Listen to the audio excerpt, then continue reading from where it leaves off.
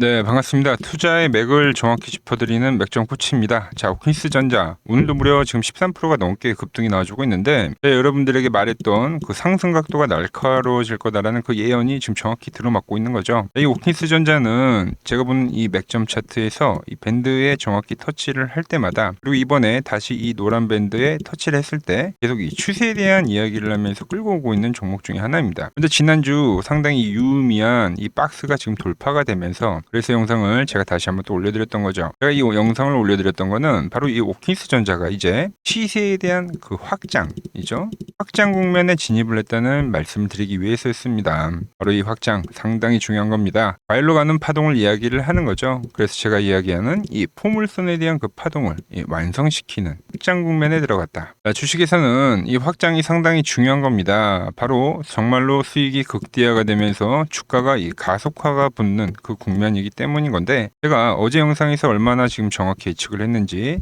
영상 짧게 보고 오자고요. 해야 될 거는 바로 이 상승에 대한 각도입니다. 각도. 여러분, 제가 이전에 말씀드렸던 이 대우건설이나 이 대한강통신을 보면 이 애들의 공통점이 뭐라고 생각하시죠? 네, 바로 이 늦었다고 생각할 때가 가장 또 빨랐다는 거죠. 고점을 돌파하는 이런 추세가 나올 때들, 그죠? 이미 저점 대비 많이 올랐음에도 불구하고, 무슨 말이냐면은 이게 상승이라는 건요, 일단 추세를 제대로 타고 가게 되면은, 그러니까 오르면 오를수록 더 급하게 오른다는 겁니다. 더 급하게. 자, 그리고 저는 오킨스전자 말씀드린 대로 여기서 더 추가 급등이 가능하다고 보고 있습니다. 저와 같은 생각을 하시는 분들은 이렇게 상승이라고 댓글도 한 번씩 남겨주세요. 얼마나 많은 분들이 지금 이 종목에 집중을 하고 계신지 제가 확인을 해야 또 그만큼 더 정성과 시간을 쏟아서 더 디테일한 이 대응 시나리오 짜드릴 수 있는 거니까 지금 바로 좋아요 댓글 한 번씩 달아주시면 정말 감사하겠습니다. 빠르게 설명 이어가서, 자, 보통 이제 이렇게 좀 수익이 나다 보면은 팔고 싶은 게 사람의 마음입니다. 근데 여러분, 매도를 하시면 안 됩니다. 지금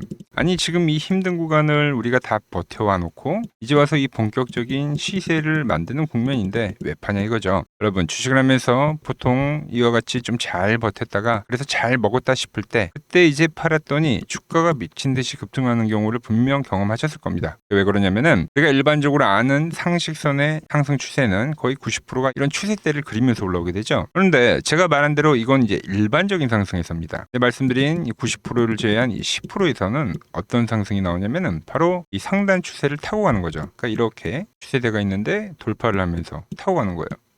우리는 이거를 이제 과열이라고 부르죠. 근데 이게 본격적인 이 수익은 여러분들 바로 이 과열을 만났을 때 이루어지는 겁니다. 우리가 이 수익을 쌓는데 몇 개월이 걸렸던 이 시간들 있잖아요. 그게 이제 다 며칠 만에 더 오른다는 거죠. 그래서 이렇게 포물선을 그리고 올라오는 겁니다. 상승 각도를 더 키우면서. 그래서 제가 항상 이 포물선에 대한 상승을 항상 중요하게 생각을 하면서 여러분들에게 자주 강조를 해드리는 건데, 근데 이게 우리가 가장 어려운 거는 이게 이제 포물선으로 가는 건지 아닌지 이거를 판단하기 어렵다는 거죠. 그래서 우리가 이 포물선을 먹지 못하는 거예요. 그래서 제가 이 부분을 좀 명확하게, 얘는 포물선으로 올라가는 거고, 얘는 어떤 추세고, 이런 식으로 이야기를 해드리는 겁니다. 자, 간단하게 최근에 올라온 이 대우건설 역시도 포물선으로 올라오는 거고요. 자, 우리기술도 포물선으로 올라왔죠. 우리 최근에 올려드린 이 대한광통신 역시도 포물선으로 올라오는 종목 중에 하나입니다. 그러니까 전부 제가 채널에 올려드리고 있는 종목인데, 이 종목들의 특징이 뭘까요, 여러분들? 그러니까 이걸 알아야지만 우리가 포물선에 대한 상승이 어떠한 과정 속에서 나오는지 알 수 있는 건데, 그럼 바로 시대적 흐름을 꿰뚫어 볼 줄 알아야 되는 겁니다. 지금이야 여러분들도 다 아는 이야기지만 바로 지금은 이 AI 버블이 진행형인 과정인 거죠. 그리고 지금 나오는 종목들은 여러분들 이 AI 기반에서 아직 이 세상이 없던 거, 그죠? 기대감이 있는 것들, 그게 이제 포물선으로 나오는 겁니다. 보면 광통신과 SMR, 그죠? CLX, 유리기판까지, 즉 바로 이 신소재 쪽이에요. 신소재. 그래서 여러분들에게 과거에 이 오킨스를 이야기를 할 때도 제가 05년도에 대한 시장을 이야기를 하면서, 그때도 지금과 같은 변동성이 있는 횡보가 나오는 조정장이 왔을 때 그때 이 주도주에 쌓여있던 자금들이 이탈이 되면서 그게 이 테마주로 올라갔던 거예요. 테마주로. 05년도에 정말 화려하게 오른 종목들은 우량주들도 우량주들이지만 정말 이 테마주들이 신듯이 올라갔습니다. 근데 에너지 관련주들도 폭등을 했고, 그래핀이나 이런 신소재 기업들도 엄청나게 올라갔었죠. 그러니까 이게 지금 이 메뉴만 좀 바뀐 거지 지금 또 똑같이 현재 시장에 나오는 겁니다. 즉 이 유동성이라는 거품들이 만드는 그 버블에 대한 형태죠. 그런 게 이제 강력한 테마주를 만들고 있는 건데, 오킨스전자 역시도 CLX라는 테마를 달고 2020년도에 엄청나게 말도 안 되는 폭으로 상승을 했었던 종목이에요, 여러분들. 근데 지금 그거를 다시 올리는 겁니다. 우린 이걸 뭐라고 이해해야 될까요? 매집이죠, 여러분들. 매집. 세력주라는 겁니다, 세력주. 그래서 이게 정고점을 가면은 끝날 줄 알았던 주가가 이게 한 차례 눌림이 오고 나서 이렇게 또 강하게 돌파를 해버리는 그러한 흐름이 진행이 되고 있다는 거예요. 그게 지금 이 오킨스전자에서만 나오는 게 아니라 뭐 시장이 거의 유동성이 어마어마하기 때문에 우량주에서도 진행이 됩니다. 대표적으로 제가 여러분들에게 이야기했던 이 한미반도체 같은 경우죠. 지금 보시는 게 한미반도체의 이 월봉인데, 제가 이 10만 원 라인대에서부터 엄청나게 오랜 기간 동안 이제 한미반도체에 대한 영상을 올려드렸습니다. 이 역시 돌파를 하면서 끝날 줄 알았던 주가가 오히려 한 번의 조정을 거치고 더 큰 폭등을 만들었다는 거죠. 그런데 그 흐름이 현재 이 오킨스 전자에서도 똑같이 나타난다는 겁니다. 그걸 이제 저는 어떻게 확인하냐면, 바로 이 세력들이 진입을 하게 되면 이렇게 두 개의 밴드가 형성이 된다는 거예요. 상승에 대한 각도가 커지면 커질수록 이 밴드에서는 세력들이 매집을 해간다는 거죠. 그렇기 때문에 여러분들에게 계속적으로 이 매수에 대한 이야기를 제가 해드릴 수 있었던 겁니다. 그리고 이게 추세가 유지가 되면, 돈이 들어오면 밴드가 두 개가 형성이 되는데, 그게 유지가 되면 그거를 이제 추세죠.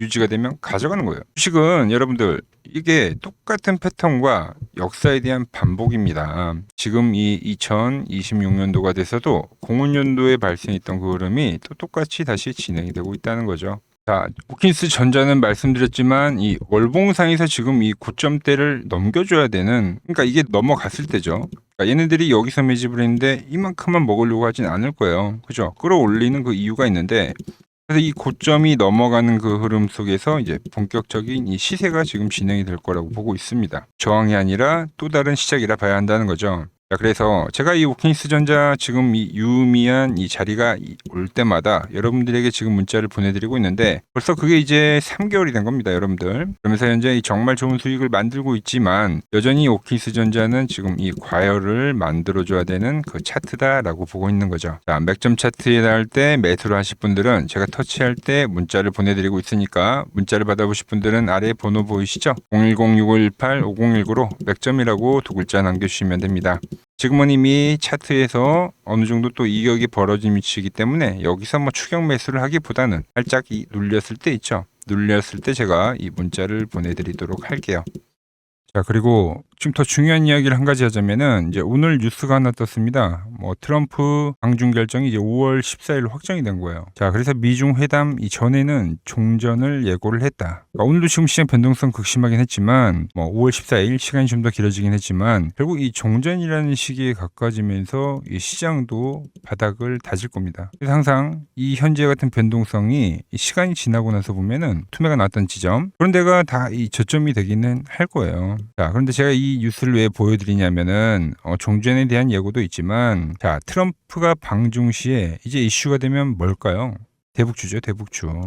제가 왜 그렇게 생각하는지 말씀드려 볼 테니까 끝까지 집중해 주시기 바랍니다. 여러분들에게 이 도움이 될 수 있는 좀 정보를 말씀을 해드려야 될 것 같은데, 그래서 이 현재 시장에서 우리가 주목해야 할 제가 이 핵심 종목을 하나 가지고 왔습니다. 자, 여러분, 항상 이 시장에서 이러한 이 위기는 분명 존재했습니다. 하지만 그 위기 뒤에는 항상 기회가 뒤따랐다는 거죠. 자, 차트를 보면서 한번 설명을 해드리면, 자, 제가 이 코스닥, 제가 보는 이 맥점 차트로 이 파란 밴드에 터치를 할 때마다, 그때마다 이 주도 업종에 대해서 여러분들에게 좀 설명을 해드렸죠. 그래서 이 처음에 800포인트를 넘어가기 전에는 제가 여러분들에게 이 바이오주들의 상승을 이야기했습니다. 자, 보시면은 4개월 전에 이 ABL 바이오라는 종목을 이야기하면서 이 시총 10조가 바로 갑니다 라고 말씀을 드렸죠. 자, ABL 바이오 전일 시가총액이 10조네요. 그러면서 이 지수 상승 시기에 맞춰서 이 ABL 바이오가 12만 원인 게 이 25만 원까지 급등을 한 겁니다. 그죠? 이 파란 밴드에 대한 지지를 이야기를 하면서, 자, 그리고 코스닥이 이 850포인트, 이 두 번째 파란 저점이 찍혔을 때는, 그때는 이제 이 로봇주에 대한 이야기를 했습니다. 로봇주. 자, 보시면 이 3개월 전에 여러분들에게 클로봇이라는 종목을 말씀드렸죠. 그때도 이 850포인트에 대한 거를 제가 계속 강조를 해드렸고, 그때 이 클로봇이 이 노란 밴드 이 4만 원일 때 여러분들에게 말씀드렸던 거예요. 그러면서 이 지수가 상승을 하면서 클로봇도 이 8만 원대까지 상승해줬죠. 딱 요때입니다, 요때. 자, 그 뒤에는 제가 이 1000포인트에 대한 돌파를 말씀드리면서 그때 이제 이 우리 기술과 이 한미 반도체, 즉 이 반도체 부품주에 대한 이야기와 이 에너지에 대한 이야기를 했죠. 그러면서 이 한미 반도체는 우리 10만 원 라인에서부터 이 33만 원대까지 급등을 보여줬고, 우리 기술 역시 이 5천 원 라인대부터 수직 상승하면서 벌써 이 2만 5천 원까지 도달을 했습니다. 엄청난 폭등을 만들어냈다는 거죠. 공통점이 뭡니까? 지수의 하락 그 막바지에서는 다음 이 주도주가 생기거나 이 새로운 테마가 형성이 되었다. 이번에도 마찬가지죠. 이번 조정기가 마무리가 되면 나오는 거는 이 새로운 테마와 주도주입니다. 그래서 오늘은 제가 그 이야기를 좀 해보려고 하는 거예요. 자, 저는 이 다음 테마는 여러 테마들이 물론 발생하긴 할 건데 제가 주목하는 거는 이 대북주입니다. 대북주.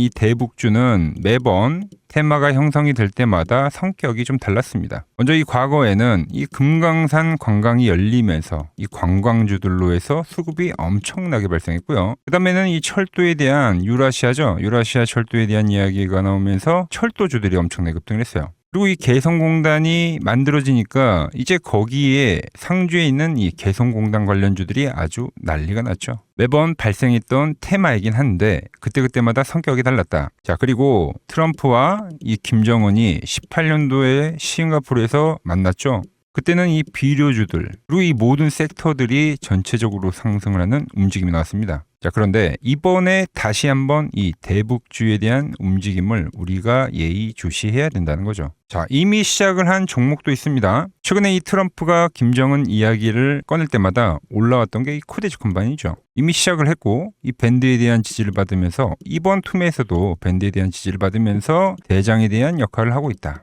그런데 제가 이미 올라온 거를 말을 한 사람이 아니죠. 저는 이 이란과에 대한 전쟁이 마무리가 되면서 이 트럼프에 대한 다음 행보는 이 로켓맨을 향해 갈 확률이 지금 매우 크다라고 보고 있습니다. 자, 트럼프 입장에서는 이것보다 정치적으로 이 트럼프에 대한 이미지를 개선할 만한 게 없어요. 여러 가지에 대한 이 시나리오들, 퍼즐들이 맞춰지고 있는데, 그래서 설명을 좀 해드리면 저는 이 대전환의 서막이 지금 현재 열리고 있다고 보고 있습니다. 최근 흐름을 보자고요. 먼저 우리가 볼 수 있는 거는 이 김정은에 대한 전략적 분리를 볼 수 있습니다. 최근에 이 한국은 적이지만 이 미국은 뭐라고요? 이 대화에 대한 상대라고 표현을 했죠. 대한민국을 제1의 적대국으로 규정을 하면서 긴장을 좀 높이는 듯 보였으나 이는 우리가 생각을 할 때 역설적으로 이 미국과에 대한 이 협상력을 높이려는 이 김정은의 전략이죠, 전략. 즉, 이 한국을 배제하고 미국과 직접 판을 짜겠다는 이 통미봉남의 현대적 변형이라고 볼 수가 있습니다. 언제든지 이 미국과는 급격한 이 대화 국면으로 전환이 될 수 있는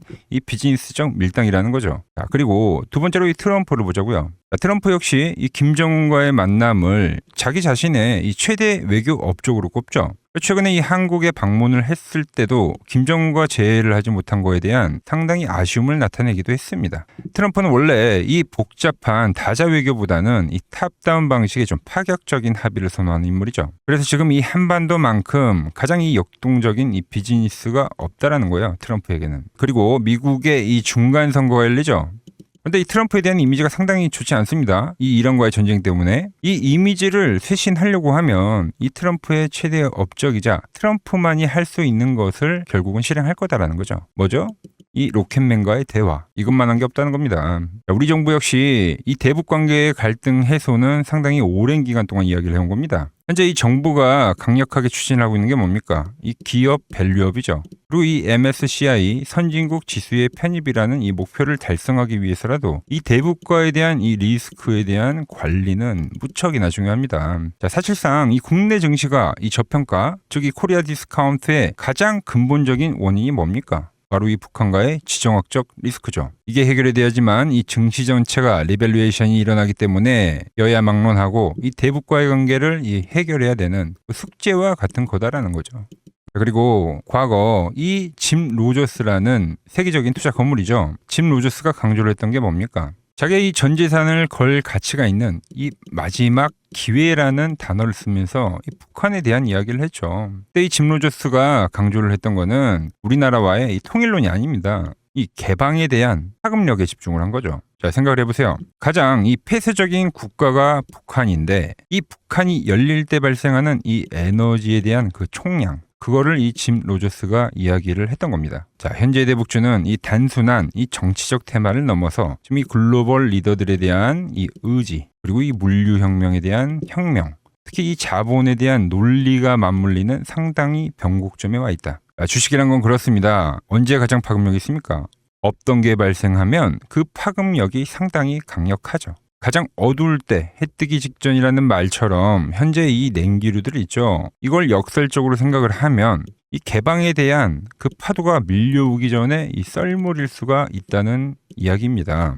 그래서 이미 제가 보고 있는 종목에서는 이미 현재 상황에 맞게 이 수급들이 붙고 있더라. 그런데 제 영상을 꾸준히 봐오셨던 분들은 아시겠지만 제가 이 주말에 이 히든 종목으로 말씀을 드렸던 종목들 상당히 많이 있죠. 자, 엑시콘 밴드에 왔을 때 말씀드렸던 게 벌써 이 34,000원까지 상승을 해줬고요. 그리고 이 증권주에 대한 상승을 이야기하면서 삼성증권 역시 7만원대에서부터 이 12만원까지 씩 상승을 해줬죠. 거기에 이 전력에 대한 이야기를 하면서 이 일진전기 역시 최근에 계속적으로 우상향을 해주고 있고, 그리고 이 전쟁에 대한 이야기를 하면서 홍보석유까지도 엄청난 지금 폭등세를 보여줬습니다. 현재 보면 그 모든 그 시나리오들이 맞아떨어지면서 시세를 보여줬다는 거죠. 자, 그런데 최근에 이제 제가 이 페노샹과 이 대한해운, 해운주에 대한 이야기도 좀 해드렸어요. 대한해운은 단기간에 이 50%가 상승을 해줬고 페노션 역시 30%가 넘게 상승을 해줬습니다. 그런데 이제 너무 많은 분들에게 제가 이 오픈을 해버리다 보니까 지금 현재와 같이 이렇게 수급이 꼬이더라는 거죠. 아니, 제가 이 좋은 마음에서 공유를 해드리고 있는 건데 벌써 이 악성 매물들이 생기고 있다는 거예요. 그래서 이번 종목은 제가 이 오픈을 하지는 않겠습니다.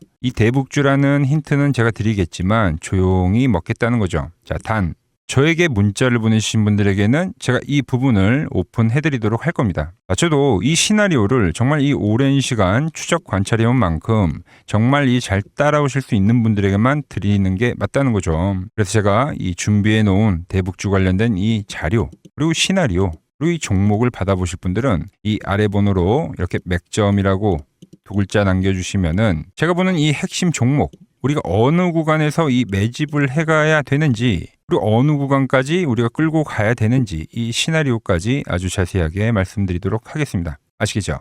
자, 현재 시장 너무 힘들다고 지쳐 계시 마시고 매번 시장은 이 위기 뒤에 기회를 줬듯이 분명 이번 시장 역시도 이 위기회라는 말을 좀 머릿속에 새기면서 제가 준비한 종목 받아보시고 힘내시기 바랍니다. 오늘 제가 준비한 내용은 여기까지고 여기서 마무리하도록 하겠습니다. 아직 구독과 좋아요 누르지 않으셨다면 오늘만큼은 꼭 한 번씩 눌러주시고 저는 더 좋은 정보 들고 내일 인사드리도록 하겠습니다.